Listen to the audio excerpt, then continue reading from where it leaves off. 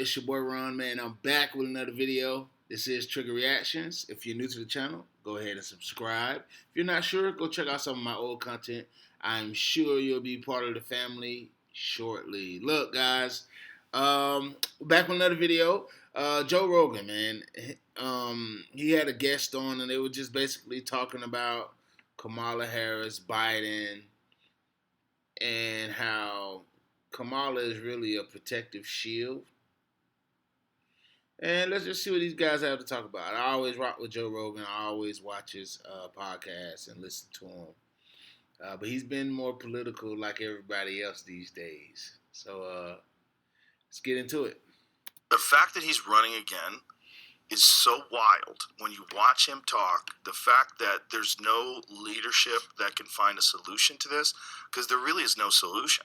I mean, we've bantered about it, you and I, and a lot of other people have as well. Like, what are they going to do? Like, what is the other than Biden dying, like very soon, and then someone stepping up in a big way that which makes is sense. not beyond the realm of possibility. He's older than the average life expectancy, I believe, already. Not saying he will die, but that is possible. Yeah, it's possible, man. He's definitely up in his age. And, I mean, I think just based off of, it's like when a senior citizen gets their driver's license taken based off of not just their old age, but capability, you know? I think that's what should be done. I mean, regardless if he dies, I mean, that's kind of like, let him rest and go sit down somewhere. It doesn't make sense. Like, all the like meltdowns or just behaviors of one that is getting old. Like if you had a grandma or grandpa who was getting old, certain stuff just started to happen because they're old.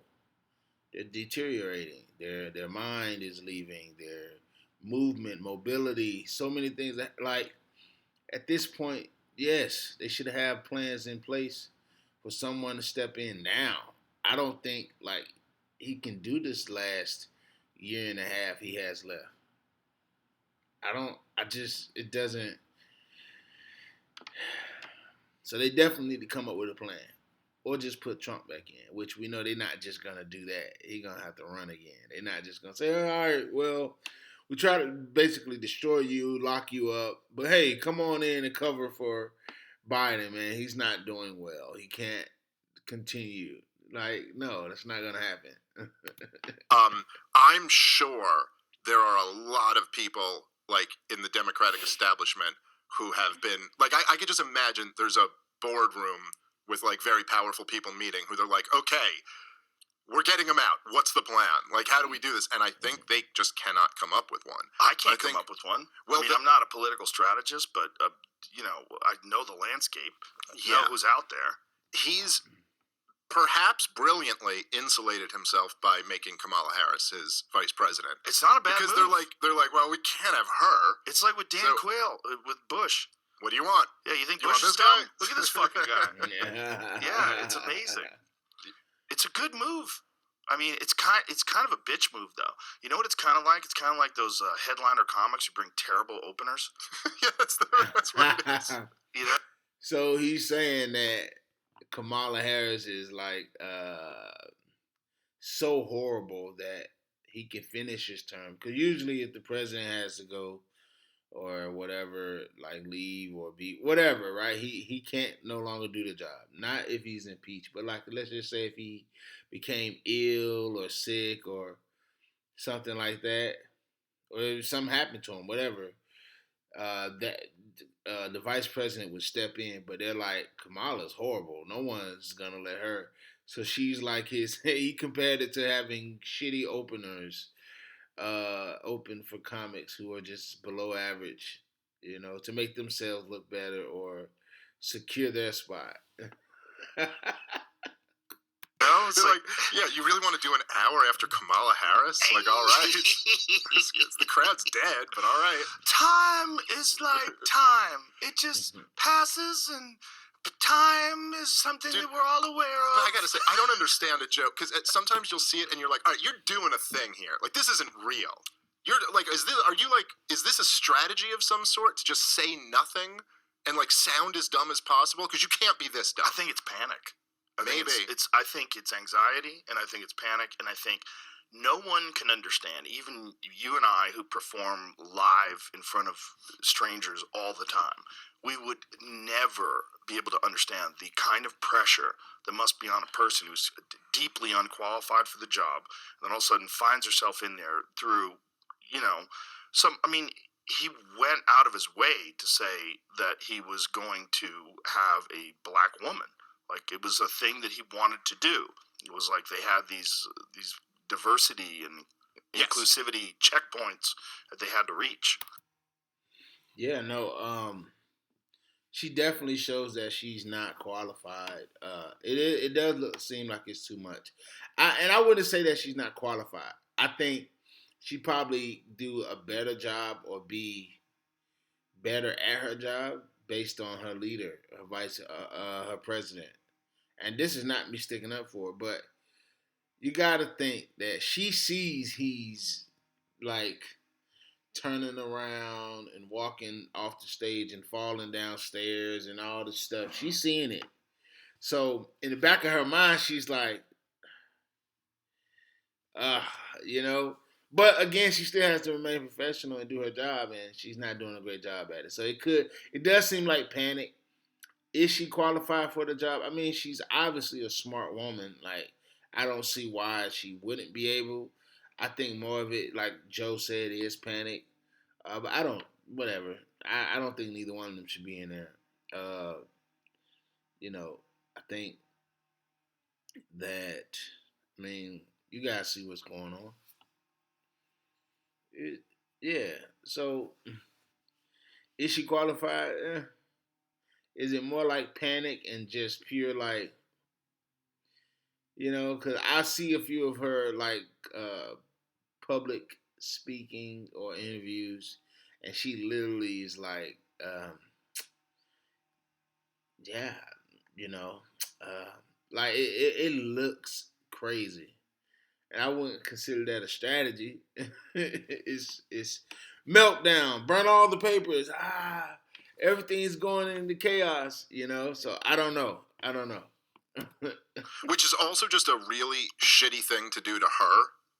It's like a really profoundly selfish thing if you think about it. Because if you wanted, say, you wanted to make Kamala Harris your vice president because you want a woman of color in there or whatever. The thing to do would be to say, I'm going to find the absolute best, most qualified person, right, and then pick her. But if you do that, like, that would be more generous toward her, because then it makes it look at least like she was the best person for the job. Right. Whereas if you say, I'm going to make sure I pick a black woman, now you get all the brownie points for like, oh, how woke you are. But now you kind of undermine her as like, well, she's the best black woman I could find. That's not necessarily the best candidate, So it's a shitty move. I think it's a good thing. Yeah, I've talked to a lot of intelligent people that think it's important for representation. And but I could see how you. Yeah, but again, that's tricky because you want to pick the best candidate, and the best candidate may not be black. But now, if you want to give a really good candidate that could potentially be that's the best, you got to look for the best. And I think when you make laws and try to, let's get this Asian American was better at the job, or this white lady or male, whoever, gender, whatever. I'm not. So it just shows you what society is. We will give special treatment to people, whether you're black or woman or whatever. There are things that are put in place for to make things easier, or just not even easier. It's really to me like a slap in the face. Like, I want my position because I'm the best, not because I'm black or a man. I wouldn't even want that job if my dad gave it to me and it's his company. I want to be the best person for the job. And I think that's where we went wrong. We give out fifth place trophies. That's where America fell when we started giving fifth place trophies. There's nothing wrong with losing and knowing you lost. It makes you better, man. It makes you better. It just takes away from the whole competitive nature. It takes away from the person who actually won and put in the work. Like, it's just like, why am I standing up here next to a fourth place? Now I get second and third because you have to, give it, but it's only really win. Who won? You know, everybody else. It's like I get why it's sportsmanship. But fourth, fifth, 10th, like man, my daughters and my son can't come home and say, "Daddy, look, I got ninth place in the relay run." I'm gonna hurt their feelings. hmm Depending on how old they are, they like But if you 13, 14, even younger than that, like my daughter's 7, she know winning.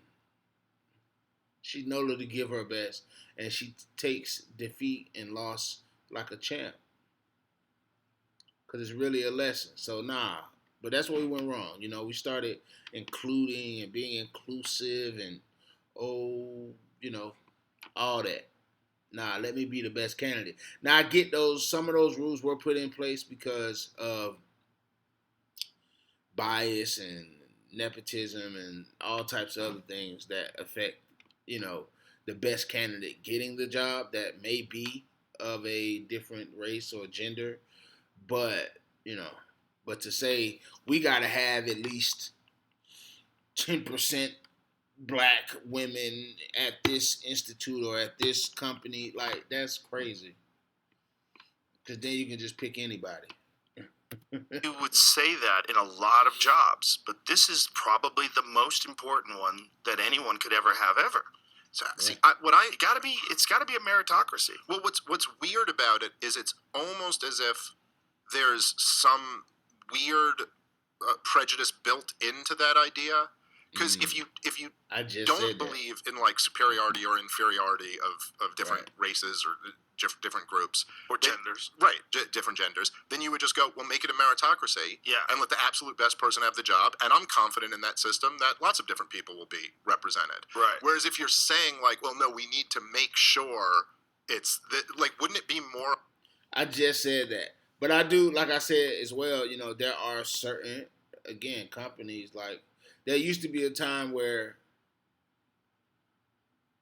you just wouldn't get hired based because you were black or Asian or Mexican or whatever, a woman. That's what I think they were trying to protect when doing so. But again, when you put a law there, it just kind of, because the people there, the person that's choosing the position or going to hire could still be messed up. And purposely, basically what they're saying, Joe Biden did, just pick any woman that's black. They'll just pick her just to say, okay, we got somebody black, but it's not the best candidate or the best black candidate, So, yeah. But yeah, no. More ideal to just have the best person at every job, Yeah. and then to have any type of forced diversity. Right. Like, why would that not be better? Everyone in society is better off if the best person qualified for jobs gets those jobs. Yes. You want the best scientists and the best doctors and the best pilots and the best. You want everyone to be the best. Yeah.